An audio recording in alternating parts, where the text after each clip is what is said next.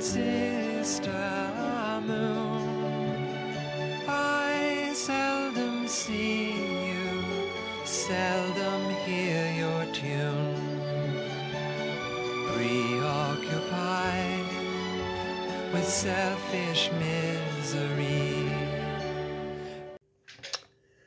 Greetings, Uncle Travelling Matt here, and I am reporting on day 6 of my Camino de San Francisco de Assisi. And, well, this is the one I was dreading.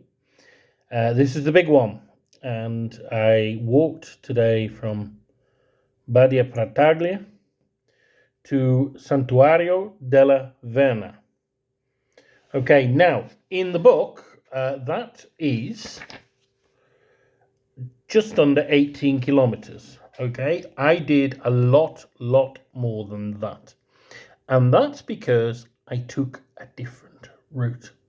So I started at Badia Prataglia. I didn't have a very good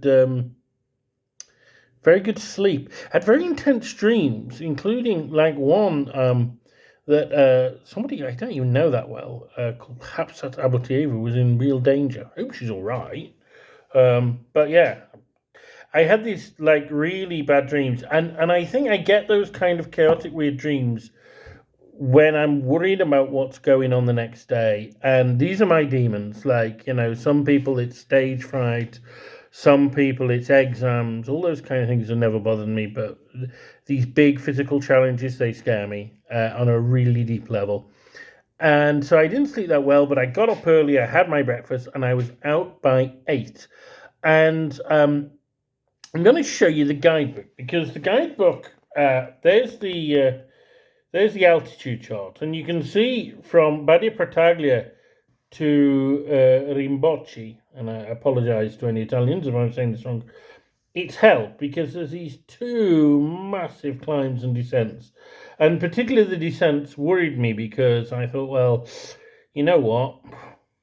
Like, I really struggle with those, with my feet.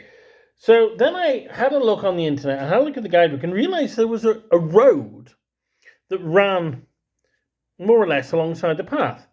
So I thought I'm going to walk the road instead of the path, purely because it's flat, so I won't be putting so much pressure on my ankle. So here's the map of what I did, and the thicker line is what I walked to Rimbocio, and the red line is the one they were saying to walk, and it was actually the same distance, if not shorter. I think there was like a couple of 100 meters in it, literally, between the two. Which begs the question, why on earth did they not suggest using the road? And this is a little gripe about mine, because they just want to put you on forest bloody paths all the time. And there's nothing to see on them. They're hard work. And literally it goes over to mountains. Now, my altitude chart wasn't like that. I climbed for about 3 kilometers, probably a couple of 100 meters, if that, but it was a steady climb. I never had to stop. And then it was a steady downhill all the way to Rimbochi, right? I paused once to pray in the church, like literally in 11 kilometers. It was hard. It wasn't an easy walk, and I wouldn't have been able to do it at the beginning of the Camino because I've got a great level of fitness now. But even so, I got there in 2 and a bit hours, right? Why on earth are they telling you to go through this complete hell of all these ascents and descents through a forest where you can't actually see anything because there's trees blocking the view, when you've got these fantastic views from the road, fantastic views, and you get there much easier, and you know you can then save the energy for the serious bit. So I got to Rimbochi, and really pleased. It was chilly but sunny, and there's a little bakery there, so I had a drink in the bakery, and I wrote a poem. But then, of course, it was this bit. So if we go back to the altitude chart, so Rimbochi's in the bottom of the valley, and then there is this serious climb up, and then it kind of flattens out towards the end. So I thought, well, what do I do? Do I really want to try that serious climb, or is there a road? And I took the road again. Now, this time you can see the road is much longer. So I put about 4 or 5 kilometers on. This is the direct route, and so I took the road, and it was about 8 kilometers. I climbed 600-700 meters in that, but again, it was a steady climb. I stopped twice, and that was probably because I was more tired than I had been in the morning. Um, but I literally, it was 2 o'clock when I got to the top, and I had no hellish ascent, and the ascent looked like one of the worst in the whole Camino. It just looked awful. 4 kilometers of that, and then and no descent. Like it was just a steady climb, and beautiful. Like the views were unbelievable. My favorite bit, there was a little fountain as well where I stopped for a drink. It was gorgeous, and it was one of the pleasantest days on the whole Camino. And I was feeling on top of the world. I'm thinking like, whoa, this is brilliant. This is absolutely brilliant. So then I got to the top where the path crossed, and then it's like 2.5 kilometers to the Santuario della Verna, the monastery where it marks the site where St. Francis got his stigmata.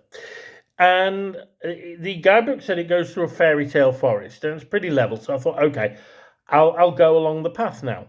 Now the forest was gorgeous. It was this, with all these moss-covered boulders and trees. It had this it did a fairy tale quality. It was brilliant. But by God, it was hard work. It was really, really hard. It had rained last night and in the day, so it was really like sludgy and muddy, and the path was hard to follow at times. It was up and down, and it literally took me as much time to do those two rather flat kilometers than it had to do all the way to Rimbachi in the morning. And I'm like, what's the point? And I don't get why there's this absolute, like, we cannot go on a road at all ever with this guidebook, because it's such a shame. Because, okay, some people want to do the forest thing. I quite like the forest thing for a day, but then the next day and the next day and the next day, it's all the bloody same, and it's hard. Whereas this was, I had a fantastic varied day by not following the route. And the only bit I kind of regret a bit is the actual following the route at the end almost. Although, to be fair, I'm glad I did that, because that forest was quite special. And then I went to the sanctuary. Now, of course, I'd done about 24-25 kilometers at this stage, so I was absolutely shattered. And I limped up to the sanctuary, and there was this lovely old voluntario who, showed me where the hospitaleros were, and I could leave my bag. And I went to mass, and the mass was so. Santuario della Verna was one of those places that St. Francis went to retreat, and it's kind of on top of a mountain. And when he found out that he liked it, this local lord gave him the mountain, and he would sleep in like a little kind of cave or crevasse in the rock, and that's preserved, and that's worth looking at. But it was whilst he was there that he received his stigmata, and the place where he received his stigmata is now the Chapel of the Stigmata, which is where I attended mass. And that was, yeah, wow. I mean, it was really beautiful. The chanting of the monks, yeah, the actual decoration. There was a lot of like terracotta, which isn't really me, but that seems to have been a thing in this area or at that time. But it was still very powerful, and it was quite nice because I saw Ferdinand in there as well. And I also, coming out, I met this lovely Italian couple who he wanted to know where I'd walked from, and then he said, "Oh, can I see your credential?" And he was showing his wife, and he's like, "Oh, that's amazing, that's amazing." And they were really friendly and nice. Also, when I got back to the main kind of the Sundial Square of the monastery, I saw the couple from the night before. And so it was like a nice catch up, because that's where all pilgrims end up. And I went and had to explore the whole site. It's really good. My only regret is the souvenir shop was shut. My problem was I was absolutely shattered, and to get to the village where my accommodation was another kind of 2 or 3 kilometers downhill, and I'm like, oh, really? Do I have to? It's not even on the route. And so I messaged my host, and he'd sent me a message back in Italian. So I asked the hospitaleros if they could read it for me, and they said, "Oh, he's saying if you just ring him up, he'll come up and collect you."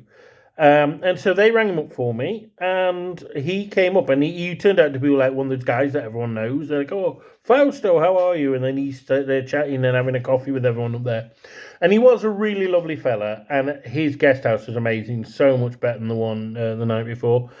And I went there, and I checked in. Then I went to the pharmacy, got like some more stuff for my feet. Also did a little bit of shopping, and had a fantastic meal. I treated myself. I had a bit of tagliatelle and some fish and a bit of wine, and I just felt high as a kite on just achievement, spirituality. There was this fantastic atmosphere up in the monastery, and it so reminded me of Assisi. It was just something else.